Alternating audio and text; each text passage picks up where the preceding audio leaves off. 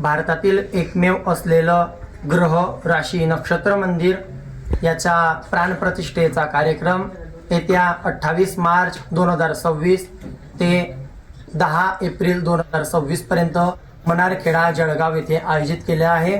या मंदिराचं वैशिष्ट्य बघता या मंदिरामध्ये हरिहर ब्रह्मा की ज्यांनी या सृष्टीची रचना केलेली आहे त्यांची मूर्ती, त्यांच्याच मूर्तीच्या प्रभावळीमध्ये नवग्रह, त्याचबरोबर 12 राशी आणि 27 नक्षत्रांच्या मूर्त्या आपल्याला बघावयास मिळणार आहेत।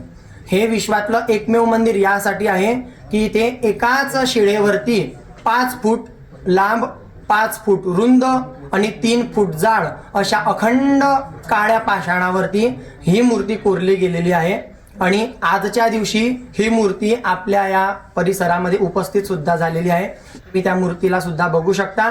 ही अखंड शिळावरती बनवलेली ही जी काही मूर्ती आहे या मूर्तीवरती आपल्याला कुंडलीमध्ये जे देवता असतात, कुंडलीमध्ये 12 राशी, नवग्रह आणि 27 नक्षत्र असतात। ह्या सर्वच्या सर्व देवता आपल्याला एकाच मूर्तीवरती बघावयास दर्शन करायला मिळणार आहे। व्यक्तीचं शरीर हे पंचतत्वापासून बनलेलं असतं। पृथ्वी, आप, तेज, वायू, आकाश यापासून ह्या व्यक्तीचं, मनुष्याचं शरीर बनलेलं आहे। म्हणून या मंदिराची रचना पाण्यामध्ये केलेली आहे। मंदिराच्या चारी बाजूने पाणी राहील, मंदिराच्या मध्ये अग्निकुंड राहील, मंदिराच्या झरोक्यामधून आकाश तत्व मध्ये आणलं जाईल। मंदिराच्या पिलरांची अशी केली आहे की त्यातून वायूच्या माध्यमातून ओंकारचा ध्वनी ऐकू येईल व हे संपूर्ण कार्य पृथ्वीवर सुरू आहे, म्हणजे पृथ्वी तत्व त्यामध्ये आलं। असं पंचतत्वापासून मनुष्याचं जे काही शरीर बनलेलं आहे, तो व्यक्ती जर या मंदिरामध्ये येऊन दर्शन केलं तर नक्कीच त्याला खरं मनुष्य तत्व काय आहे ते त्याला आवर्जून त्याची जाणीव होईल। म्हणून प्रत्येकाने या मंदिरामध्ये येऊन आवर्जून दर्शन करावं अशी मी बद्रीनाथ मंदिर संस्थानाच्या वतीने तुम्हा सर्वांना विनंती करतो। या मंदिराच्या शेजारीच 12 मीटर लांब, 8 मीटर रुंद असलेलं गंगा कुंड, सर्व तीर्थकुंडाचं रचना केली गेलेली आहे। या कुंडामध्ये भारतातील सर्व नद्या, त्याचबरोबर समुद्र, त्याचबरोबर सर्व प्रकारच्या 12 ज्योतिर्लिंगांमध्ये असलेल्या तीर्थांची जल त्यामध्ये ओतले जाणार आहे। 1 एप्रिल 2026 रोजी स्वामी सुमंताश्रमजी महाराज, जे की आमचे सद्गुरू आहे, यांच्या हस्ते या तीर्थकुंडाचं उद्घाटन केलं जाणार आहे। म्हणून जो कोणी व्यक्ती या तीर्थकुंडामध्ये स्नान करेल, वाचे म्हणती गंगा गंगा पापे जाती भंगा, याप्रमाणे त्याचे सर्व पाप नक्कीच नष्ट होतील।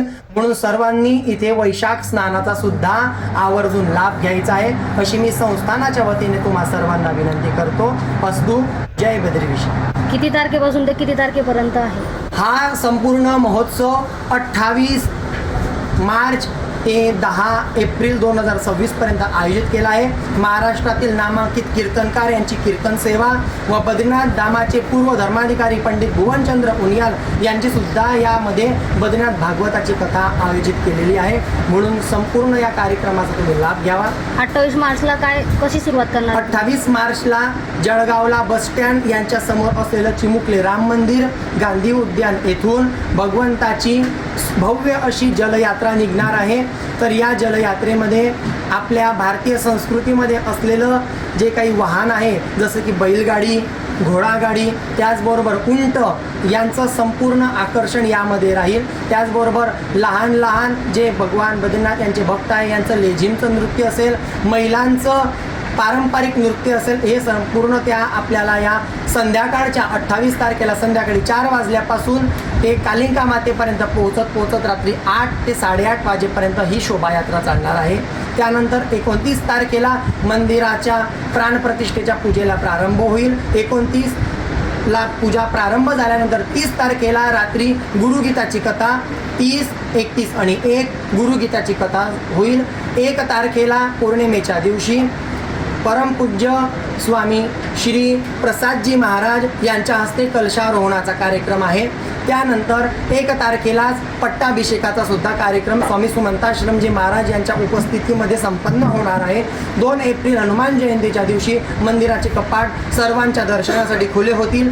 3 एप्रिल ते 10 एप्रिलपर्यंत हरिनाम कीर्तन सप्ताह सकाळी 9 ते 12च्या दरम्यान बद्रीनाथ भागवताची कथा व रात्री 7 ते 9च्या दरम्यानमध्ये हरिनाम कीर्तन सप्ताहाचं आयोजन केलेलं आहे. 10 एप्रिलच्या दिवशी भव्य भंडारा आहे.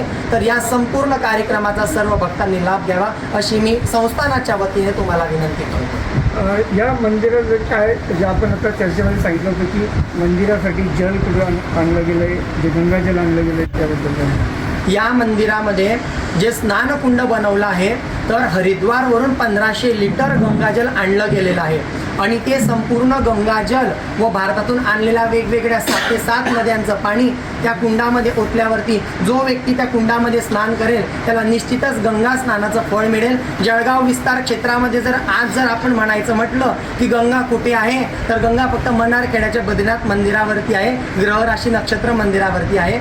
म्हणून संपूर्ण वैशाख महिन्यापर्यंत तुम्हाला तिथे स्नान करायला आवर्जून मिळेल.